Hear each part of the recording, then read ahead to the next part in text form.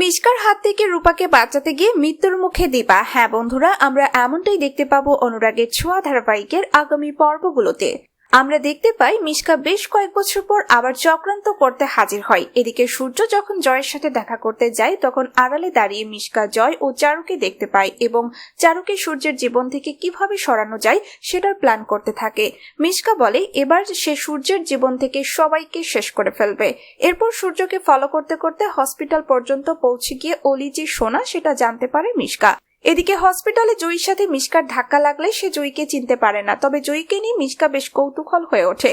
মিশকা ভাবতে থাকে কে এই জয়ী মেয়েটা, এই জয়ী কি তাহলে রূপা? এদিকে দেখা যায় জয়ীর সূর্য এবং দীপার সাথে তার কি সম্পর্ক সেটা জানার জন্য জয়ীকে ফলো করতে থাকে মিশকা।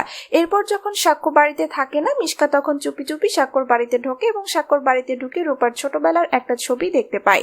ছোটবেলার ছবি দেখে মিশকা বুঝতে পারে যে এই জয়ী হচ্ছে রূপা।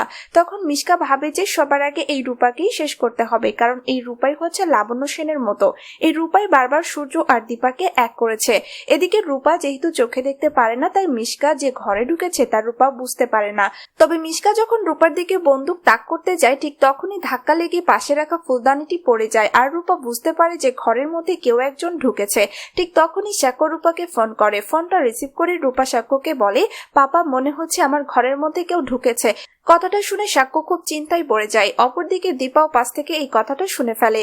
এরপর দীপা আর সাক্ষ্য দুজনেই রূপাকে মিশকার হাত থেকে বাঁচানোর জন্য বিগ বঙ্গ রেস্টুরেন্ট থেকে বেরিয়ে পড়ে। তো বন্ধুরা, তোমরা কি চাও যে মিশকার হাত থেকে রূপাকে বাঁচাতে গিয়ে দীপা কোনো বিপদের মধ্যে না পড়ুক এবং দীপা মিশকাকে উচিত শিক্ষা দিয়ে রূপাকে বাঁচিয়ে নিক? তোমাদের কি মতামত কমেন্টে জানাও। আর পরবর্তী আপডেট পেতে অবশ্যই আমাদের চ্যানেলটি সাবস্ক্রাইব করে সাথেই থেকো।